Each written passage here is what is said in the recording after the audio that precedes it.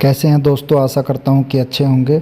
आज का जो हमारा टॉपिक है वो डबल एक्टिंग सोलेनॉइड है। ठीक है दोस्तों, ये जो सोलेनॉइड है वो एक बार में एक ही काम करता है। इसका एक पार्ट जब एनर्जाइज होता है तब ये ओपन करेगा या क्लोज करेगा, फिर दूसरा पार्ट जब एनर्जाइज होगा तब ये ओपन करेगा या क्लोज करेगा। इसमें सप्लाई अलग अलग 2 बार आती है। ठीक है दोस्तों, तो चलिए चालू करते हैं। ये हमारा टेक्नीशियन है, इसका नाम हेमा है। ये मैं हेमा से भी दोस्तों आपका रूबरू करा देता हूँ। मैं इसका भी अपना इंट्रोडक्शन करा देता हूँ। ठीक है Hema, show and give your introduction. Yes. Hi friends, how are you?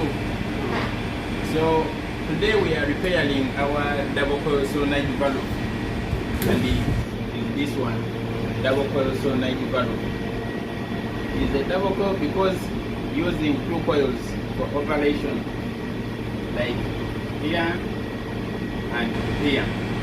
This is open side, this is the closing side.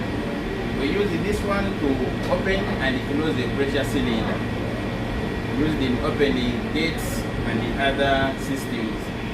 So today we are going to repair.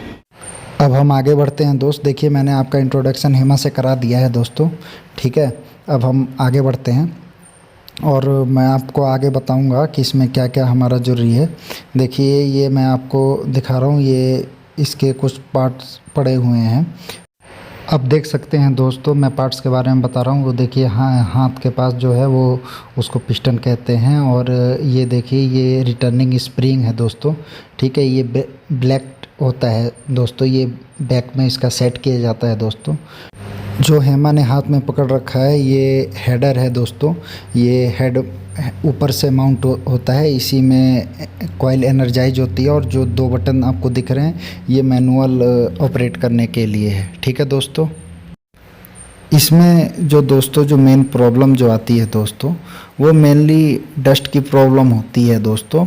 और इसमें मॉइस्चर की मेनली जो प्रॉब्लम होती है वही होती है। ये 2 मेन प्रॉब्लम है। अगर आप डस्ट और मॉइस्चर से इसको बचा के रखते हैं तो ये दोस्तों बढ़िया चलेगा। और इसको खोल के इसका पार्ट इसको क्लीन बहुत बढ़िया से आपको करना होता है। अगर एक भी कण कुछ फंसा है तो ये ऑपरेट सही नहीं होगा। ठीक है दोस्तों, देखिए दोस्तों इसमें सबसे पहले जो है हमें चेक करना होता है, ये पिस्टन है, रिटर्निंग पिस्टन है दोस्तों। ठीक है, इसमें ये जो सील आपको दिख रही है ये रबड़ की, ये बहुत इम्पोर्टेंट रोल निभाती है। देखिए ये आपको हेमा खोल रहा है दोस्तों, ये इसको निकाल रहा है।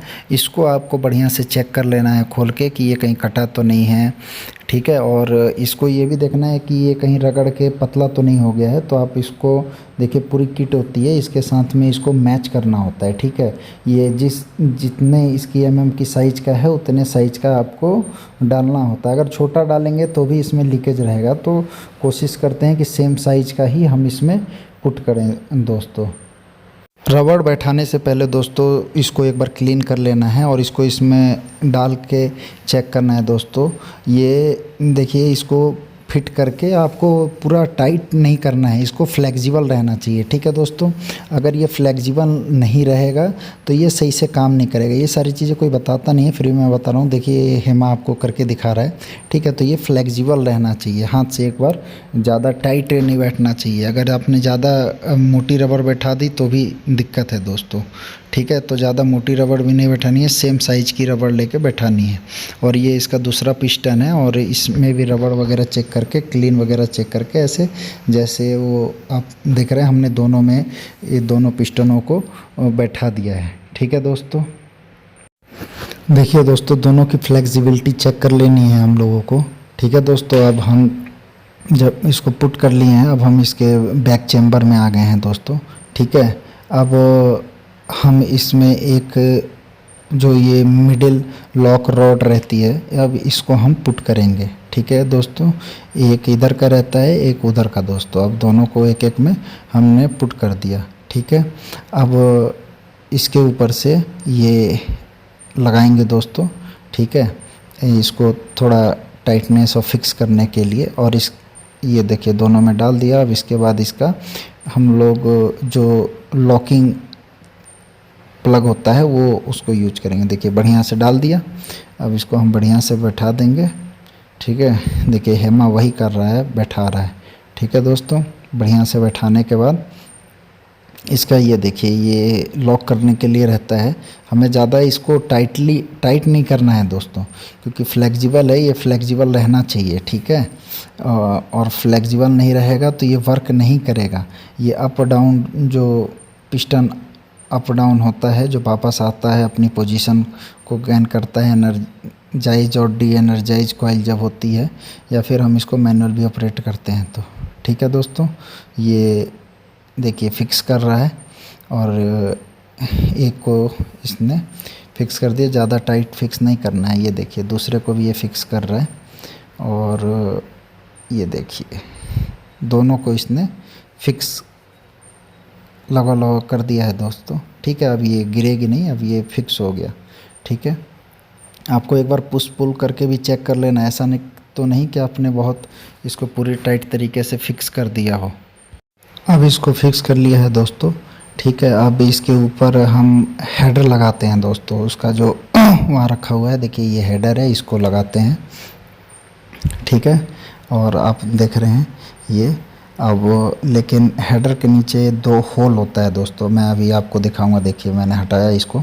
ये जो 2 होल होता है ये एयर डिस्चार्ज होल होता है। ठीक है दोस्तों, ये जब ओपन या क्लोज होता है तो यहीं से एयर जो है वो डिस्चार्ज होती है दोस्तों। ठीक है, अब इसको जो है लगाने समय बहुत ध्यान रखना है दोस्तों।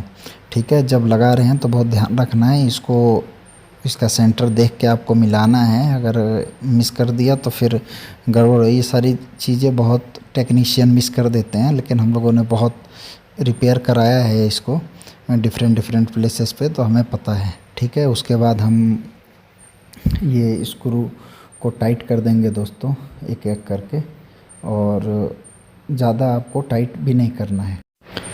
अभी देखिए दोस्तों इसने फिक्स कर दिया है पूरी तरीके से।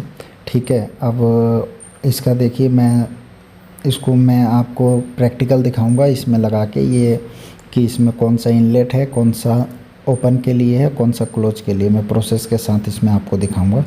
ये देखिए ये अभी फिटिंग निकाल रहा है दोस्तों। ये फिटिंग इसमें पुट करेगा एक एक करके।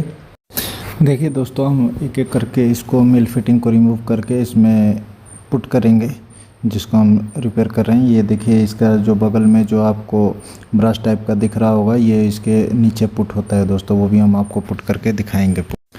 अब ये इसमें फिक्स करेगा दोस्तों। ठीक है, और ये जो ब्रश टाइप का दिख रहा है वो नीचे फिक्स होता है, इसमें ऑलरेडी हम लोगों ने फिक्स कर रखा है दोस्तों। अब ये देखिए मेल फिटिंग 1 नंबर में लगा दिया, जो इनलेट है दोस्तों। ठीक है दोस्तों, ये 2 नंबर है जिसमें ये फिटिंग लगा रहा है अभी। ये जो 2 नंबर होता है दोस्तों, ये क्या है, ओपन के लिए होता है। और ये देखिए ये 3 नंबर है जिसमें ये फिटिंग लगा रहा है मेल फिटिंग, ये क्लोज के लिए होता है। ठीक है दोस्तों, और ये देखिए हेमा 4 नंबर दिखा रहा है दोस्तों, और ये है 5 नंबर, ये दोनों एग्जॉस्ट के लिए होता है दोस्तों। ठीक है, और ये इसने जो 4 नंबर दिखाया ये 1 साइड के एग्जॉस्ट के लिए है, और ये जो 5 नंबर दिखाया इसने ये क्लोज साइड के एग्जॉस्ट के लिए है। जब क्लोज होगा जो एयर निकलेगी वो वहाँ से पास होगी। और ये देखिए छोटे छोटे जो 2 होल दिख रहे थे आपको, ये 2 और 3 फिटिंग के बगल में छोटे छोटे सामने में दिख रहे हैं, ये जो होल हैं दोस्तों, ये आपको स्क्रू टाइट करने के लिए होल होते हैं। ठीक है दोस्तों, अब हम सिलेंडर को लगा के आपको दिखाएंगे। ठीक है दोस्तों, ये देखिए सिलेंडर ये पुट कर रहा है हेमा। ये देखिए दोस्तों सिलेंडर में को ओपन क्लोज कराने के लिए इसने जो है ट्यूब फिट कर दिया है दोस्तों। ठीक है, अब हम इनलेट एयर जोड़ रहे हैं इसमें दोस्तों। ठीक है, अब हम आपको दिखाएंगे कि ये कैसे वर्किंग करता है दोस्तों। ठीक है, तो हेमा आपको बताएगा कि ये कैसे वर्किंग करता है, और हम इसको मैनुअल में और ऑटो में दोनों में वर्किंग दिखाएंगे दोस्तों। ठीक है, तो आपको हेमा भी दिखाएगा। ये इनपुट हमने लगा दिया, और ये 2 इसमें पीयू ट्यूब जो आ रहे हैं वो आउटपुट के लिए आ रहे हैं। ठीक है, एक बार जब हम इसको मैनुअल में प्रेस करेंगे तो ये ओपन होगा, जब दूसरी बार में प्रेस करेंगे दूसरी साइड को तो ये क्लोज होगा। ठीक है दोस्तों, अब ये हेमा देखिए प्रेस कर रहा है, ये देखिए अब ये ओपन होगा दोस्तों। ठीक है। अब ये देखिए एयर इनपुट एयर ऑलरेडी दी जा चुकी है। ये देखिए इसने प्रेस किया और ये ओपन हो गया दोस्तों। ठीक है, आप देख सकते हैं इसने मैनुअली प्रेस किया और ये ओपन हो गया दोस्तों। अब ये जो हेमा है वो मैनुअली प्रेस किया फिर से ये क्लोज हो गया ये इधर साइड से।